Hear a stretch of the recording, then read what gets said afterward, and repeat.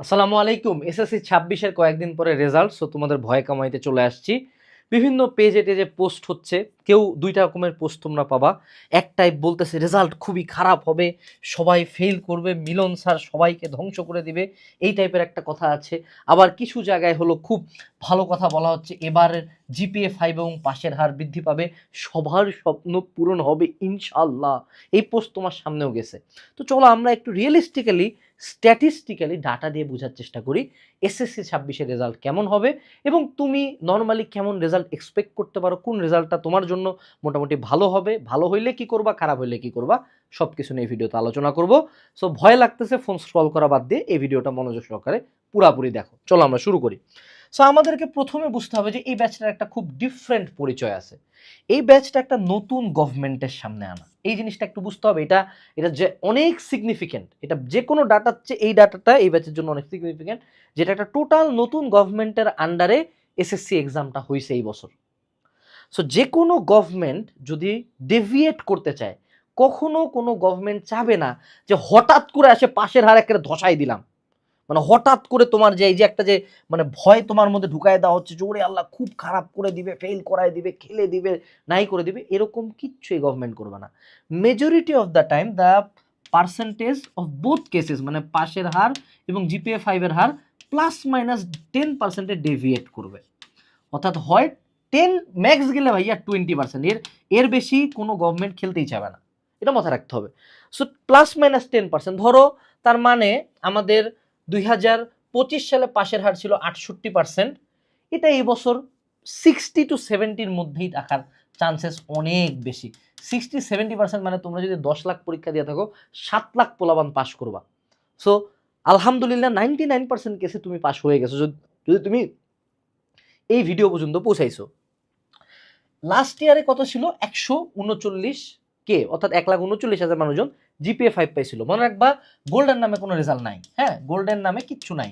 So GPA 5 মানে এরা হলো বেস্ট স্টুডেন্টস, মানে 1 লাখ প্লাস পাইছিল। এবারও মোটামুটি বলে দেওয়া যায় যে 1 লাখ প্লাস থাকার সম্ভাবনাই বেশি। বাট দেখো এগুলা শুধু অ্যাপ্রক্সিমেশন, মহান আল্লাহ তাআলাই শুধু জানেন। বাট আমরা এটা কেন বলতেছি তোমাদেরকে? যাতে মনের টেনশনটা কমে, সাহসটা থাকে মনের মধ্যে। মনে রাখবা hope is a great thing, maybe one of the best of things, and no good thing ever dies, hope is a good thing. ওই যে শুরু কথা, এটা হলো শশাঙ্ক রিডেমশনের একটা খুব সুন্দর লাইন। লাইফে আশা হারাবান, আশা হারায় কি লাভ। আর একটা বড় কথা ভাইয়া, রেজাল্ট যে হোক, পাস হোক, ফেল হোক, যা হোক, কখনো কেউ মরবা না। এই মানে এসএসসিটা মানে যদি জীবনের সিঁড়ি দেখো, এসএসসি সিঁড়ির মনে হয় প্রথম ধাপটাও কিনা সন্দেহ আছে। জীবনের সিঁড়ি অনেক লম্বা, প্রথম সিঁড়িতেই যদি লটকে গেলা বাবা, তাহলে সামনের সিঁড়িগুলোতে কি করবা? সামনের সিঁড়ি আরো অনেক কঠিন, শক্ত হইতে হবে, ঢালটা মাথার উপর ধরে, হাজারটা তীর আসবে ওই ঢাল ধরে আগাইতে হবে। জীবন হলো এরকম একটা যুদ্ধ। সো এই বছর 1 লাখ প্লাস গোল্ডেন এইটার আশপাশে থাকতে পারে। এখন দ্বিতীয় যে বিষয়টা, আমরা যদি একটু ট্রেন্ডগুলা দেখি, এখানে কিন্তু একদম সব ডাটা। যে দেখো 21 সালে কিন্তু মানে আগের গভর্নমেন্টের টার্গেট ছিল যে ভাই যত বেশি পাস দেখাইতে পারবো তত বেটার। এই দেখো 21 সালে 93%, তারপরের বছর বাপরে বাপ 22 ব্যাচ 94% পোলাবান পাস করেছে। তারপর ধীরে ধীরে গভর্নমেন্টের টনক নড়ে কমছে কমছে 80-83, এই যে 25 সালে একটা ভয়ানক জাম্প হয়ে গেছে। কারণ 25 সালের এক্সামটা ছিল অনেকটা স্ট্রিক্ট, অনেকটা different. Okay, so the curve is on the down trend. Still down কখনো 1,39,000 থেকে হঠাৎ করে এতটা ডাউন তারা দিবে না। মোটামুটি নেক্সট ডাউনটা এইরকম কাছাকাছি একটা স্লোপে থাকবে। সো তোমাদেরকে ভয় দেখাইতে গেলে এক্সপেকটেশন এইটা রাখা উচিত। বাট আমরা আল্লাহর কাছে দোয়া করব যে hope for the best, prepare for the worst, যে এইরকম কার্ভটাই আমার থাকার কথা। সো যারা মোটামুটি এক্সামও দিছো, 5 পয়েন্ট আসে যাওয়ার সম্ভাবনা অনেক বেশি। ইভেন আমি তোমাকে আরো ভালো কথা বলি, এই যেমন দেখো বছরের পর বছর কার্ভটা ডাউনওয়ার্ড হইলো, তোমরা যদি কোনো কারণে কেউ 4.5 থেকে 5 পয়েন্ট পাও, এটাকে আমি বলবো ভেরি গুড। কেউ যদি 4 পয়েন্ট থেকে 4.5 পাও, that is also good. Below মানে 4 পয়েন্ট থেকে 3 পয়েন্ট, এটা ঠিক আছে, এটা তাও মানে ওকে। বিলো 3 ইজ ভাইয়া আমি জানি না, মানে টু ব্যাড, ভেরি ব্যাড, ঠিক আছে। বাট 4-এর আপে যারা আসো, আশায় বুক বাঁধা, আলহামদুলিল্লাহ অনেক ভালো করছো। এসএসসি রেজাল্ট আগামী শুধুমাত্র রেজাল্ট দেওয়ার পরে 7 দিন খালি হাইপে থাকবে। গুনে গুনে 20 তারিখ থেকে 27 তারিখ পর্যন্ত দেখবা, তারপর থেকে সবার শুধু চোখের পানি আর নাকের পানি এইচএসসির পড়াশোনা নিয়ে। সো ওইটা নিয়ে এত ভাইবো না। আরও কিছু ব্যাপার আছে যে আমাদের এই বোর্ডটার মধ্যে আরও কিছু কিছু কারণে ডিফারেন্ট ঘটনা ঘটবে, একটু রেজাল্টটা ডিফারেন্ট হবে। আনএক্সপেক্টেড কোশ্চেন ছিল বেশ কিছু বোর্ডে, যেমন as always the main culprit Jessore board আছে, আমাদের কুমিল্লা বোর্ড আছে, যদিও পরের ব্যাচ থেকে এই কাহিনী হবে না, তারা কম্বাইন বোর্ডে দিচ্ছে, যশোর বোর্ড, কুমিল্লা বোর্ড, আমাদের দিনাজপুর বোর্ড, কিছু কিছু বোর্ড একটু খেলছে, Jessore Comilla as always the usual suspects. So এইসব বোর্ডে অবভিয়াসলি আনএক্সপেক্টেড কোশ্চেন আসছে, সব বোর্ডেই আসছে, বাট এগুলাতে বেশি, এগুলাতে নিঃসন্দেহে রেট অবশ্যই লো যায় অ্যাজ অলওয়েজই। এই দুইটা বোর্ড রেট লো যায়, এদের যে আসলে এই বোর্ডের স্যারদের কেন যে স্টুডেন্টদের প্রতি খারাপ আমি জানি না। সো যদি তুমি এই দুই বোর্ডের হয়ে থাকো, তোমাকে লাল সালাম, দোয়া করো, নামাজ পড়ো।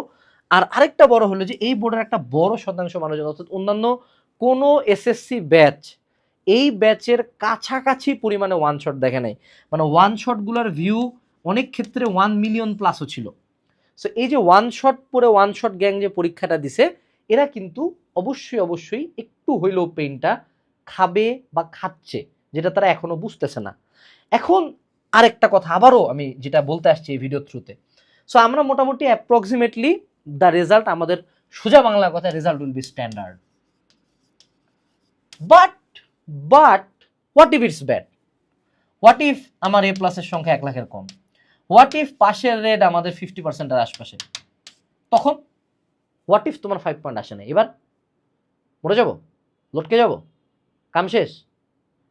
অলওয়েজ একটা স্টোরি মনে রাখবা, অনেক স্টুডেন্ট থাকবে যারা এসএসসি লাইফে খুব ভালো স্টুডেন্ট থাকবে, এইচএসসি লাইফে উঠে ধ্বংস হয়ে যাবে।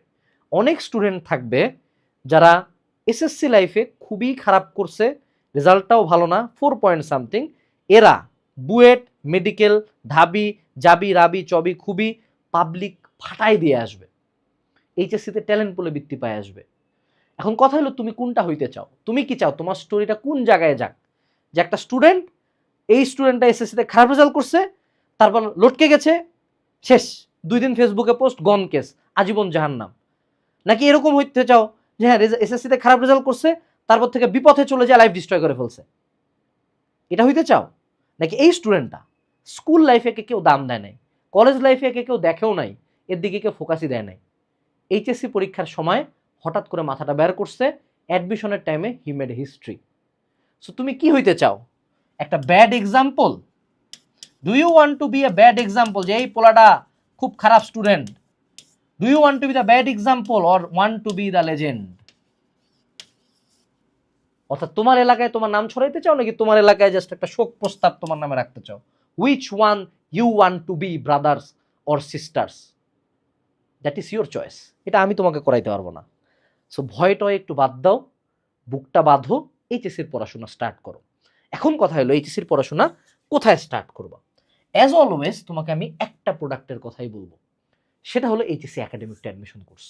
এই প্রোডাক্টের মূল বৈশিষ্ট্য হলো, এটার নাম হলো জঘন্য রকম পরিশ্রমী স্কোয়াড। আমাদের একটা 1 বছরের master plan routine, 2000 class, 600 exam, 200 plus materials আছে, সবগুলা একটা পেমেন্টে, এভরি সিঙ্গেল টাইপের class, every single subject, day 1-এ সায়েন্স, আর্টস, কমার্স সবার জন্য। এইখানে তুমি ভার্সিটি, মেডিকেল, ইঞ্জিনিয়ারিংয়েরও অ্যাডমিশনের সব কিছু পাবা, অর্থাৎ 2 বছর একটা প্রোডাক্ট কিনে আজীবন পড়তে পারবা, এবং তুমি এখানে আমাদের হালকেনস্টাইন লার্নিং অ্যাপে বসেও ক্লাস করতে পারবা। সো যারা কোর্সটা এখনো চেক আউট করে নেয়, অলরেডি 5000 প্লাস মানুষজন এই কোর্সে আছে। আরেকটা কথা, তুমি আমাকে যদি পছন্দ করে থাকো এবং তুমি যদি রিয়ালিটি জানতে চাও, রিয়েল কথাবার্তা, তাইলে তুমি হালকেনস্টাইন এইচএসসি চ্যানেলটাতে যে সাবস্ক্রাইব করে রাখছি, সুন্দর মতো সাবস্ক্রাইব করে রাখবা। চ্যানেলটার লিঙ্কও আমি ডিসক্রিপশনে দিয়ে দিচ্ছি। তাইলে তুমি প্রতিটা সাবজেক্ট, প্রতিটা বিষয়, প্রতিটা ঘটনার অ্যাকচুয়াল মার্কেট রিয়ালিটি কি সেটা তোমাকে জানাবো। আমি তোমাকে কোনো সুগার কোটিং করবোই না, যে তুমি হ্যাঁ খুব ভালো করেছো, খারাপ রেজাল্ট করছো তো কি হয়েছে, এটা না। I will say you the hard core truth. So SSC result ভালো হোক বা খারাপ হোক, মনে রাখবা এইচএসসি ইজ 1000 টাইমস হার্ডার, এবং এগুলাতে ভালো করার জন্য প্রচুর পড়তে হবে। সো তুমি কান্দা কাটি যা করো, সর্বোচ্চ 7 দিন করিও, 8ম দিনে নিজের গালে একটা থাপড় মারে উঠে বলবা, আই এম ভেঞ্জেন্স। এটা কাম ব্যাক না, এটা লিটারাল রিভেঞ্জ। কার প্রতি রিভেঞ্জ জানো? তোমার প্রতি। Best of luck, tata.